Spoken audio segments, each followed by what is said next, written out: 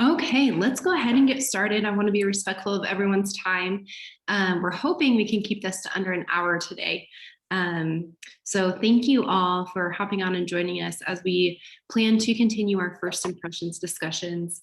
Our last discussion we had was, I believe, in April of 2020, so some time has passed. So I apologize for the delay in reconvening everybody, but we're here today to continue to move forward. So thank you all for being here. I'm thinking that everybody knows everybody that's on the call, so I don't think we need to do introductions. I am recording this, just so you guys know. We're taking notes, but we want to make sure that we capture all the comments that are shared today. So just so you guys are aware that this is being recorded. Let's dive in with a quick recap from where we ended things. So I'm going to do a quick screen share. Hopefully. Where is screen? Can everybody see where we're at? Okay, so during our large group session, let me get somebody admitted here. Here are some things that we talked about that we wanted to focus on with first impressions. Those themes that we heard, we talked about a cohesive countywide branding marketing plan, something that would help create a stronger online marketing presence. It made sense during that time, during our discussion for the city and county, to take the lead on a project like that.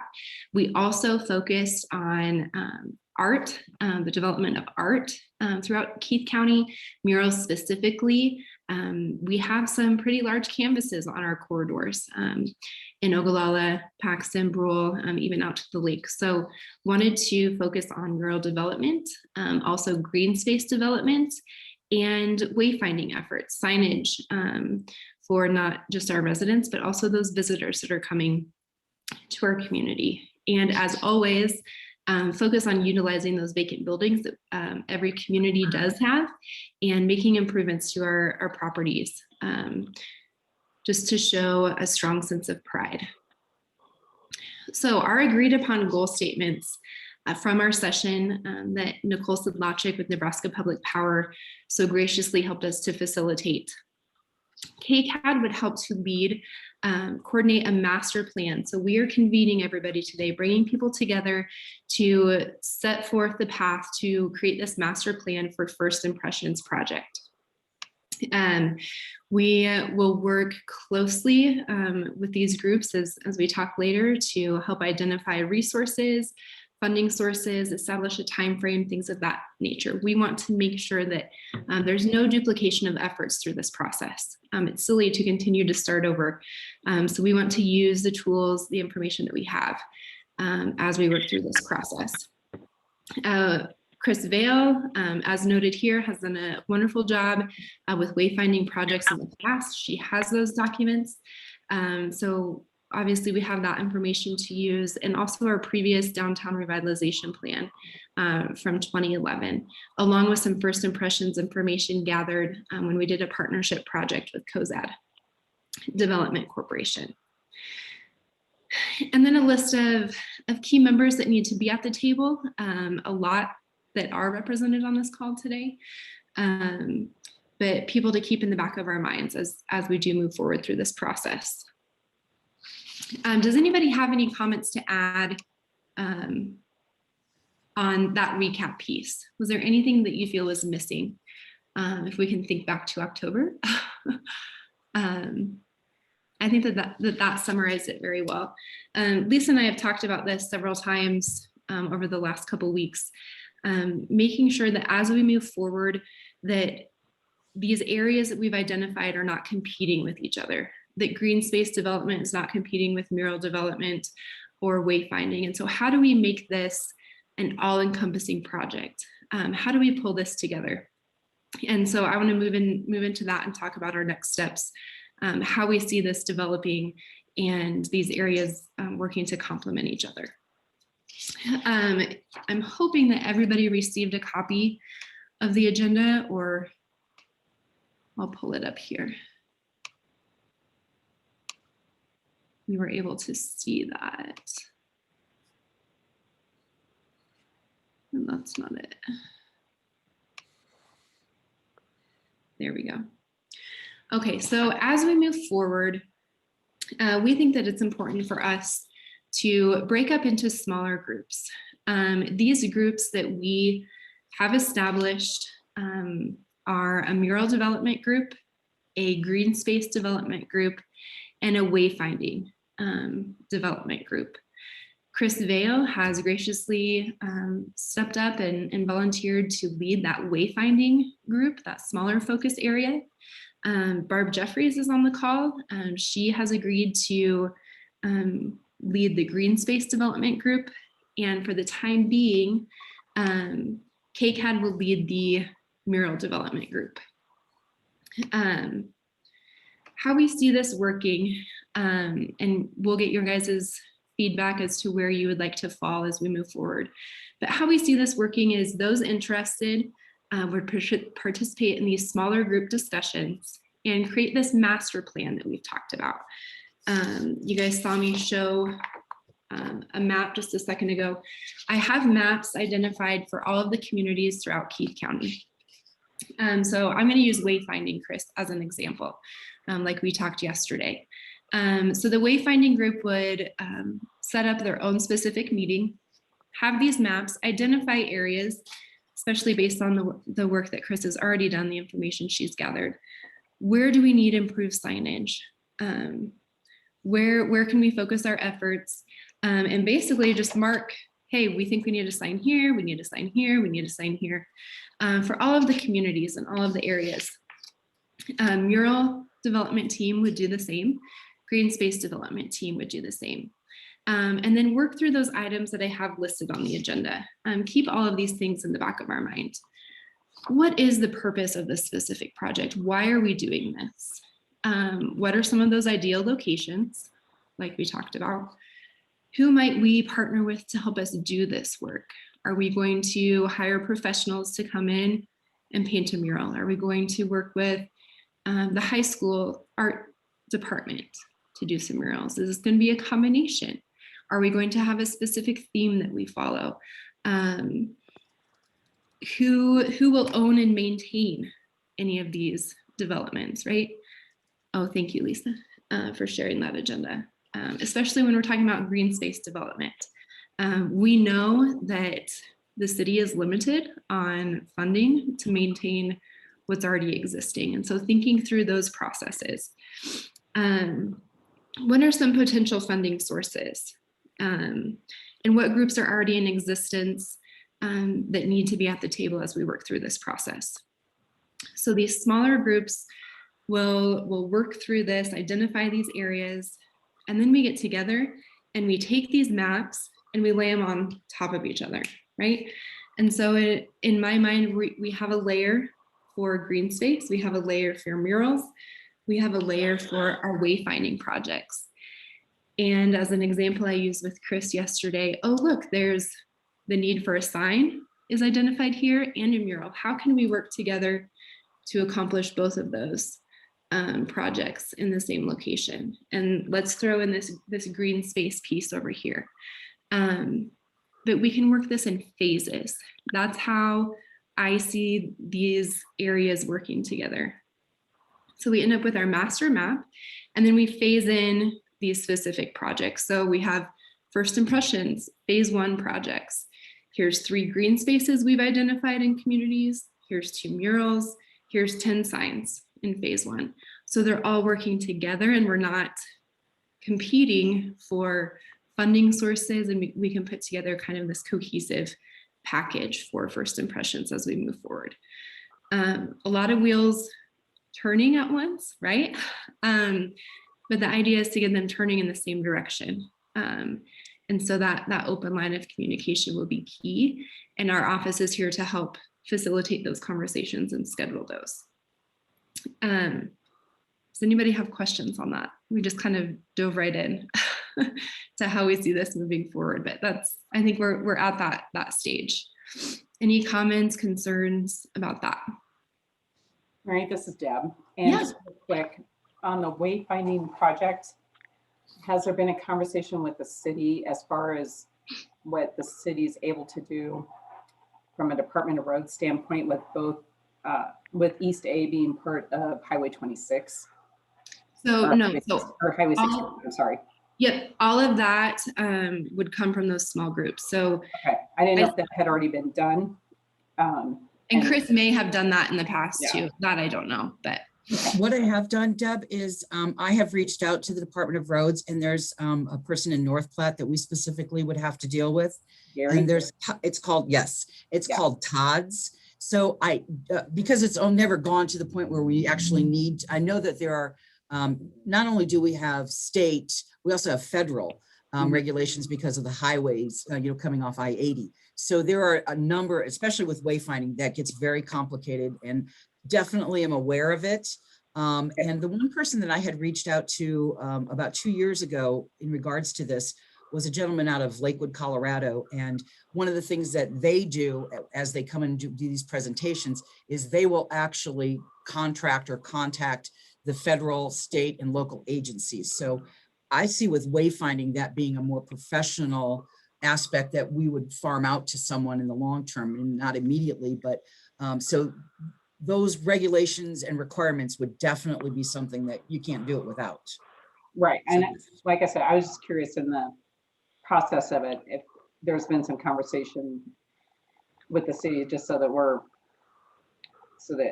the street department and whomever, if we're looking at parks or anything like that, we're all on the same page moving forward is what I'm looking at. So Well, get on the wayfinding committee, Deb. what's that? Get on the wayfinding committee. No. That is part, Deb, on that list, identifying those approval channels, right? For them, every channel is going to be different, and we're going to have all of those. Absolutely, we have not started. Okay, and that's fine. Yeah. I'm just asking. No, valid. Just as out of curiosity. So Absolutely, absolutely. Any other questions or comments? Question. Yes, Mary. Have business owners come forward in the community with their buildings, because there are some nice buildings around town. Do we have some of those people that are involved in this process too, that are saying, I'd like my business to be painted? I can think of over by the railroad tracks, there's some businesses. So, or is that still all out there? It is, at this point, it's still all out there. I know that Dave Barrett has worked on putting together a new mural for his building. I do know that. But as we work through this process, they should definitely be at the table and involved, especially those that are located along our corridor entrances in all of the communities. So they should definitely be at the table. Absolutely. So that's just a new thing that they are not really involved at this stage yet. Not yet. Nope. This is the foundation group right here. Okay. So yes. Okay. Mary, should Yeah. we, if the city and the county is going to work together to come up with some kind of a common theme, or, that we're all kind of on the same page, if we have somebody who wants to paint a mural, do we want things to coordinate? I mean, Yep. we're not cowboy capital of the world, or are we cowboy capital of the world? Are we going to put a horse here and a modern something there? I know the green space, trees I think can fit on, but like the wayfinding, Chris, are our signs, are we going to try and coordinate all of these things so we kind of have a common theme? I think that is something for the mural group to think about. Lisa and I actually had this conversation again this morning, and do we need everything to coordinate together, or is it interesting to have some unique murals in different locations? Now, would it make sense for us to have graffiti art on the side of Front Street? No, but could that fit somewhere else, right? As long as it's done well. I think it's a very valid question, Mary, and I don't have the answer to that. I think as we work through this, we can talk about that, but it's also up to the business owners too, right? What they want to see. But I think that specific mural group can maybe come up with ideally what they would like to see. And obviously, if there's any approval through the city, you know, through ordinances or planning and zoning, there may be restrictions there that we need to explore as well. I would highly encourage whoever that mural group is to reach out to Dave Barrett, because there is a grant request already for his mural with the visitors committee next week. Oh, awesome. Okay. Because we only do improvement grants, larger improvement grants twice a year. Okay. And he has a concept, Kate has already provided a concept of that. So whoever that group may end up being, like I Perfect. said, we might just want to have a conversation with Dave. I do know that Mr. Fowler, who's on the Zoom, he has sent me concepts from other communities that he has visited. He's done research, and maybe he has our map done for us, right, Dave? But he has some great ideas as well to bring to the table for the mural piece. So I would like yeah, to, Chris, go ahead. I'd like to address Mary's question earlier about, do we have a consistency and continuity in our branding? And essentially that's what we're going to do. I think with the green spaces, we're also at a very unique time that I'll share that there's other people working on something. Barb is involved in it. And I think Catherine and Deb are both involved in it too. And that is, we're at the 150th anniversary of Arbor Day. So our tree board, our city, Keep Keith County Beautiful, and other factors will be working collectively to plant 150 trees throughout the city this year, throughout the county. So yes, I think that's another thing that we should look at as being incorporated into all of this. We are an Arboretum city. We are the only Arboretum city in the state of Nebraska. So my organization is tying in with other Nebraska Beautiful organizations to have events going on in Ogallala and Keith County throughout this whole year of the 150th in conjunction with other partners. So I think as we brand these things, are we a lake community? Are we a tourism community? Who are these messages for? And to me, they're not for us. They're for the people that come to visit us and want to be here and join us. Is economic development because they'll come back. Maybe they'll move here like I did. So a lot of those things I think will be brought out as we go further. But Mary, I think they should all be coordinated. We can have different coordinations and different parameters for those coordinations, but that's why when Mary explained to me yesterday her idea of the basically 3 different groups. So I go back to my basic premise of 3 different pillars that all build the foundation, and then we go forward with the concept after the foundation has been built. Absolutely. Any other questions or comments?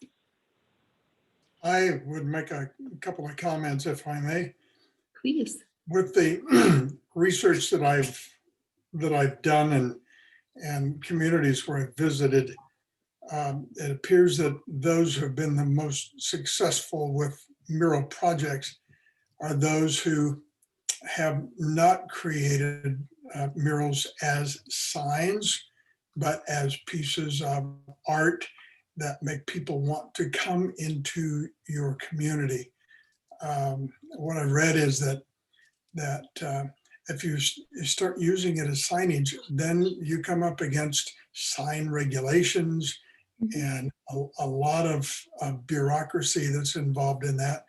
But if you use the murals as pieces of art, then you bypass all of those regulations and you create things that people want to come into your town to see, and not something that they happen to see once they get into your town. You want to use this as some kind of magnet to bring people into your community. I've done quite a bit of research here in town and have photographed buildings that I think that might present themselves as good options for murals. And I don't know if this is the time or the place to do it, but I've even taken some of those buildings and incorporated some of my photography into them, not to use that necessarily, but to use as an example of what a building, one of our buildings could look like with a mural. And as I said, I don't know if this is the time or the place to do it, but I have those ready to show you if you would like to see them. Dave, I'll make you a co-host. Do you want to share them right now? I would be willing to do that if it's. Absolutely. Here. All right, you should be able at the bottom to do that share screen piece. I think. Look at that.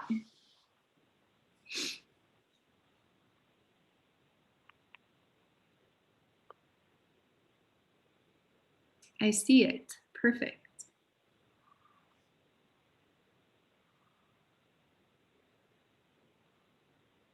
Uh-oh, are you I on think mute? Dave's talking, but I can't hear him. Okay, yep. I'm sorry. There we go. I forgot to press down my my key. You're okay. Here's another example of a building that could present itself as a possibility. And let me see if I can. You have the sunflower one, Dave?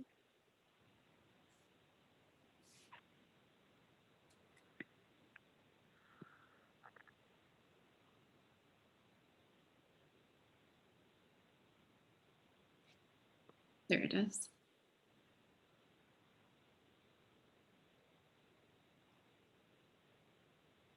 Oh, and I think you're still on mute, sir.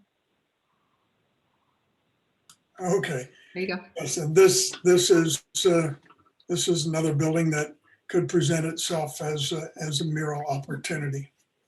So these are just two or three that I've seen and would make great locations for a mural of some kind. So that's Mary Okay, Pierce, I have Mary no. Pierce is asking if you can paint. No, I can't paint. So those are just, They're really very beautiful. I mean, I think they have such a huge impact. Mhm. My gosh. Not saying that, but oh my gosh, all of them, but that sunflower, holy moly, they're beautiful, Dave. well, that's the kind of thing, that's the kind of reaction that a mural should have. And yes, you need to have the permission of the building owner, because they may be involved financially in some way. But what I've read makes a lot of sense in that once you have identified an artist that you like, then you really need to leave it up to the artist to decide what kind of artwork to do. Because otherwise, if you leave it up to a committee to say, we want this, this, and this on the side of a building, and the committee doesn't know how to paint, doesn't know how to present an idea, then you just end up with a hodgepodge of paint on the side of a building. I've seen some in other towns that when, kind of like the sunflower picture, some that I saw in Chillicothe, Missouri, that when you look at the artwork that's on the side of the building, you can't really decide where the artwork stops and where the sidewalk or the street begins, because they blend together, and it's only an artist who can create that kind of look. Maybe some of you have seen the artwork that's done on grain elevators in Iowa, and these are, or other places. I mean, these are really expensive kinds of things to do, but when you look at them, you think that it's actually real. And that's the kind of thing that if we can create in Ogallala, then our advertising, the word of mouth, the signage that we have on the interstate to tell people what we have, that will bring people in here just to look around. And if you get them in here to look around, they're going to stop and do other things too. This is Pam. These are beautiful, Dave. In some places, as you gave an example of Iowa, in some places, these forms of art, no matter what form they are in, are also incorporated into the wayfinding.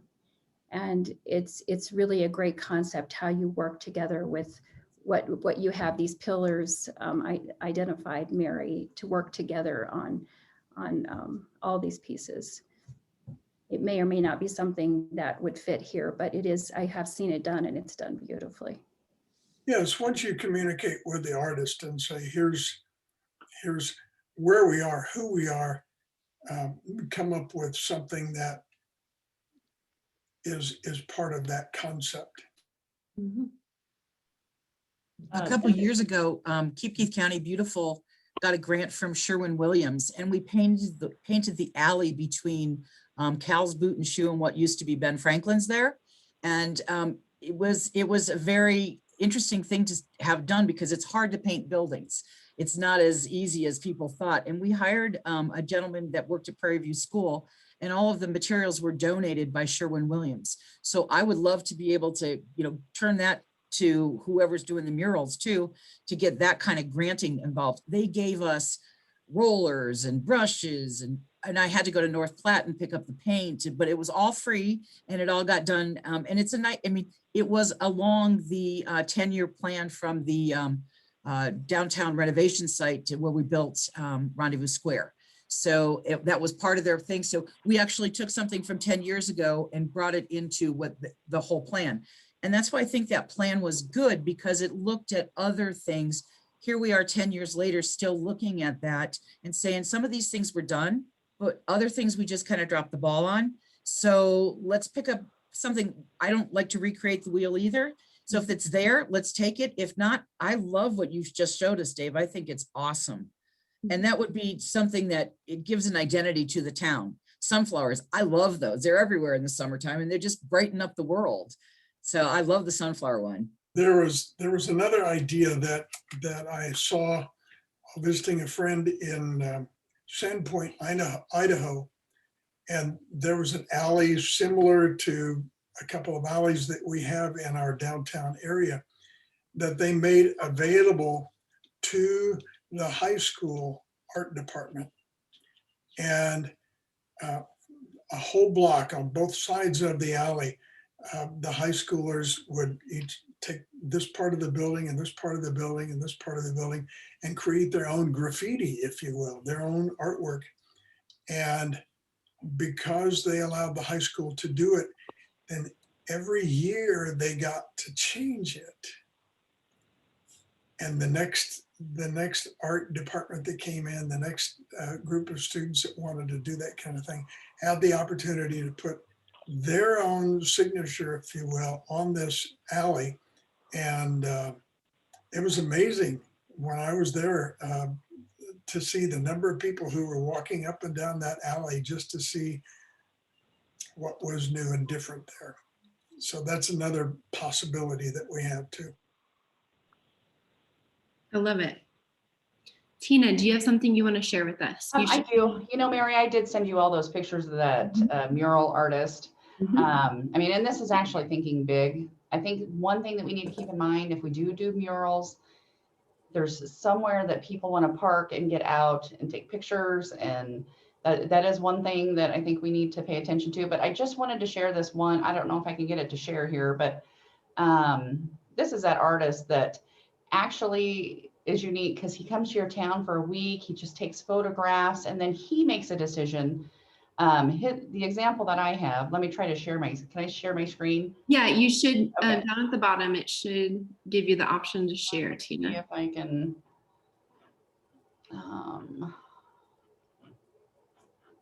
Yep. I'm not sure if I can share.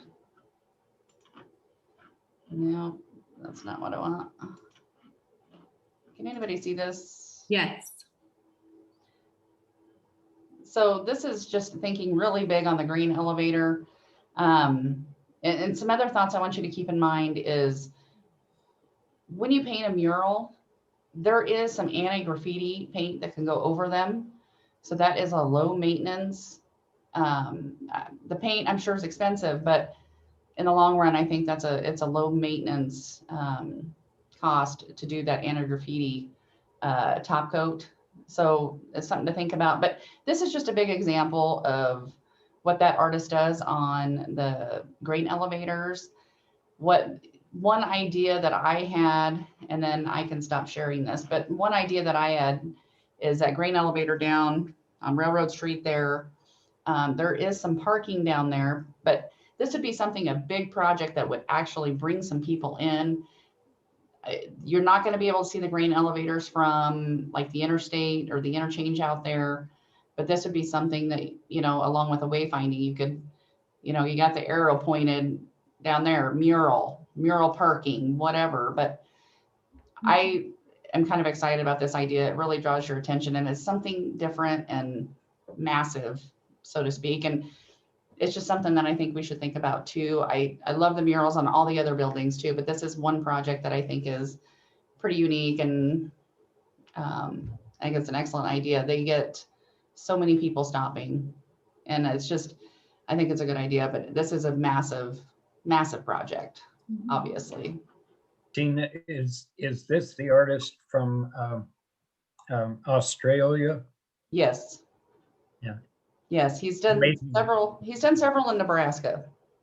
And there are some other people who do similar things, but yeah, he's outstanding. Yeah, this is just an example of this gentleman. You know, I did some research. I didn't save it all. I know I sent Mary some, but yeah, this is just an example. But that's something we do need to think about because people do want to get out. They do want to take pictures in front of it. So that's something that I think that we need to think about going forward with the mural project. Absolutely. There are some other kinds of murals that are really eye-catching on a smaller scale. Like Dave was saying, where you pull into a parking lot and it just looks like the street keeps right on going up through the building. And we can, if you go on the internet and just start Googling murals on buildings, murals in small towns, you come up with a lot of really neat things. I think I'll be quiet because I think most of these things are for the mural committee rather than for this big group, but it's so exciting. Absolutely. There's a lot of possibilities and it's exciting to hear the energy just in this group alone, centered around these three areas. Deb, I see your question. What types of funding are available for these projects? That's something that each of those groups would explore. As you indicated, I'm sure there's tourism grants, beautification grants, as Chris indicated, you know, maybe Sherwin-Williams efforts. So we've got some work to do as far as researching what those funding opportunities look like. But there may be some overlap. There may be some specific for those projects individually as well.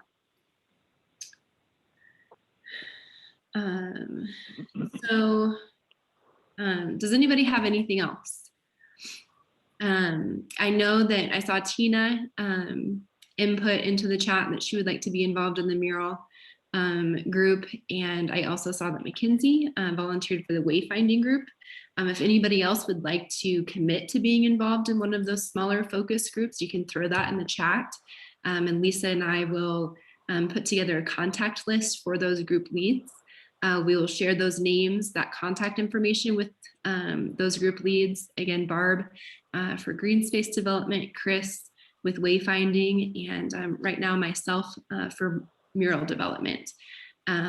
We will plan to get those initial discussions, those initial meetings scheduled soon, dependent upon everyone's, the group lead schedules.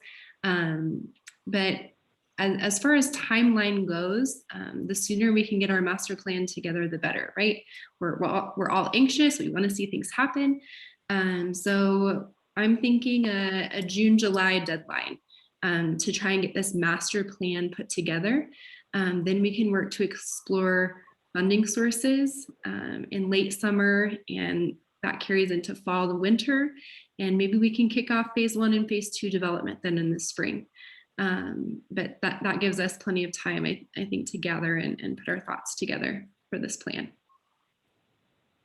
Could you tell us a little? Hey, Mary, it's Bruce. Yeah. Bruce, go ahead. No, I was just going to ask you if you wanted to put the mural up that Dave Barrett's already had designed. Yeah, let me see if I can find it. I can. I sent you a text with it on there, just a picture of it. Okay. I've got it in my email too. Let me get it pulled up. But did you hear Deb say that he is on the agenda for the visitor committee meeting? I did, and that's why I thought, well, maybe we should show it to everybody and so they can see what Doug's going to be talking about. Yep. Ken Snyder, did you have a question? Oh, I was wondering if we could hear a little more about what the green space development was about. I don't know which direction, excuse me. I don't know which direction that might go. Let me share this real quick, Ken, and then yes.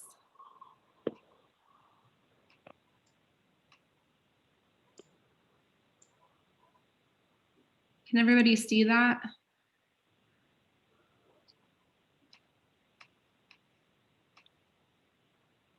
Yes. I just called in, so well, hey Mary, it's Mark Berger. Yes. I'm just on the phone. I can't say anything. Okay. So I have absolute faith in the group, and I'd love to see some of this stuff, but I just I'm sorry. called in, so my bad. Lisa, can you see that? You can move it a little more to the middle. Okay. Is that better? Yeah, that's better. Okay. Okay, Bruce, there it is. I have not talked to Dave about this. You've talked to him more about it, I guess, but this is a concept for Dave Barrett's building there at the main intersection at the bottom of the overpass. Yeah, I mean, Dave just came in to see me. Is wondering if we'd be interested in helping him with that project on his building to get rid of the cowboy and the cattle that's on there now. So anyway, so we talked a little bit about it. I mean, the council talked a little bit about it, but Kate Witt is the one who designed it. She did the mural down at Driftwood also. But anyway, he was just trying to tie in different things with the Ogallala and Keith County, and so that's his project. That's what he'd like to see. And like Mary said, Doug Davis is going to the visitor committee next week to see if there's any funding there. It's probably about a $20,000 project by the time you prepare the wall and everything for it.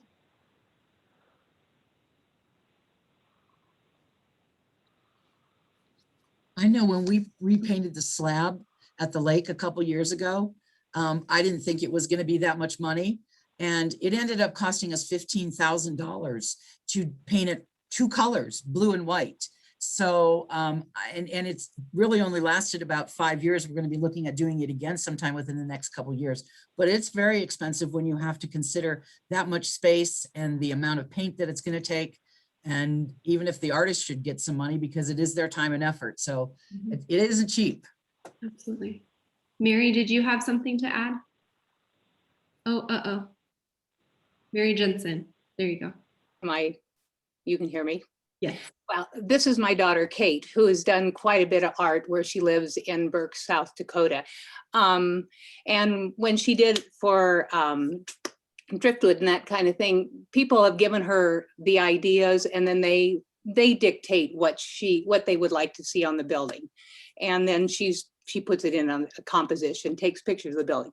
But she also really enjoys, as Dave Fowler was talking about, of letting the artist, you know, kind of put their own vision on things. So I guess, you know, it's kind of contrived when you work for a client, no matter who they are, you know, they say, we want to see this, and we'd like to see this. I know guns was one of the things they kind of thought about, you know, hunting on the driftwood, and she kind of just thought, oh, I'd rather not put guns on the mural or whatever. So anyway, I am here kind of as an interested person in that respect too, and interested in art and all that kind of thing. But so these murals, once again, are very much dictated, you know, when you are being hired by a certain person. So anyway, just thought I'd add that. Thank you. And she did a wonderful job on the Driftwood mural. It's beautiful. She works pretty fast, and yeah. But Yeah, it's gorgeous. Comment to Ken Snyder. So the green space development, there was really no direction established for green space development. The conversation came about having some landing spaces, some places for a picnic table, some shade trees scattered throughout the downtown area, creating a sense of a walkable community, but something that's inviting. And so if we're talking about these three areas working together, as Tina mentioned, we want to have parking space available by, you know, close to those murals so people can get out to walk, but maybe we would like to have picnic table, some shade trees so people can sit and have lunch, but just create an inviting landing space in some key areas throughout those corridors. And where it makes sense throughout the communities. Ken, does that help? Yes, I wasn't quite sure what you were thinking about. Pam and I saw a space in a town in Iowa in Madison County, and it was dedicated to George Washington Carver. It was really well done, and it was tiny. And so you can do a lot with a tiny space. Absolutely. Absolutely. Okay, anything else? Yes, Barb, go ahead. Yeah, I just wanted to say I'm on the tree board, and one of the things that we have talked about is just the lack of trees along Highway 30, and just trying to you know, like Chris mentioned earlier, just to be planting lots of trees this next year. And so that's Mary just asked me yesterday if I would be on this committee. So as far as what's expected, this is kind of new to me too. So that definitely, you know, be looking at trying to just get more green space and more areas for people to, like you said, land. So if there's anybody here that would like to be on the green space committee, Katie, you know, if there's anybody that would like to help with that. I think, Mary, what you said to me yesterday was that you would like to see like 5 or 6 people on each committee. Is that correct? I think that makes sense. The smaller working groups, I think, can be more productive. Obviously, we don't want to limit the input from anybody throughout the community that wants to be involved. And so as you as leaders work to put these groups together, our outreach is there to help support gathering those groups as well. So if we need to work together to send out a registration for maybe the first brainstorming session, if you feel like you want more numbers, absolutely let us know. The community's been involved throughout this process, and those of you that have shown up today have shown that you're dedicated and interested. And I know at some point we just need to go and do, right? but also know that people, the door is always open, right, for that participation. So. Mary, this is Sue Shills. I said in the chat box I'd be on the murals, but you've got quite a few on there, so I'll move over to the green space. Okay. And there may be room to overlap, right? These, I think, Barb, I also told you this yesterday, these are evolving, right? And so if it makes sense for some of these committees to merge, or, you know, there to be cross-representation, absolutely. That's how we keep the line of communication open, right? So Sue, I will put you down on the green space for right now. Mary, this is Pam. I wanted to add with Barb too. Barb, I'd be glad to help you with that committee. But it might be for that green space piece, especially since you're going to be looking at certain corridors, I'm assuming, that we might want to be thinking about intentional invitations to people on those spaces to be helping with that. It sure helps with empowering people in those areas. I was just thinking about my own house on Spruce Street. I have a tree that needs to come out sooner than later, but it would be wonderful for people that live on these corridors to be able to have a contact like the Green Space Committee to talk about some of the work they're doing and maybe coordinate with those pieces. Keep those invitations open. Absolutely.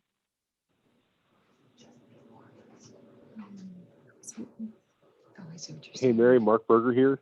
Yes, Mark. You can go ahead and put me down for wayfinding. Okay. Unless you're way overloaded there. Like I said, I just called in, so I can't see where things are going. Perfect. If you need me somewhere else, just let me know where you need me, and I'll be as useful as I can anywhere. Absolutely. All right. That's all that I have for today, unless anybody has any other comments, any other questions. So what we plan to do, we'll compile these contact lists, get them out to the group leads, and we'll start scheduling those small focus groups. As Pam mentioned, Chris and Barb, those direct invites, if there's somebody that you feel needs to be at the table and you need their contact information, let us know. We can pull stuff from our database as well. So. All right, that's all I have. So thank you guys so much for your time. Look at that, we're early, that never happens. So yeah, we'll take it, right? So again, thank you and look forward to sharing in the success with you guys. Thanks, everyone. Thank you. Thanks, Mary. Yes, thank you.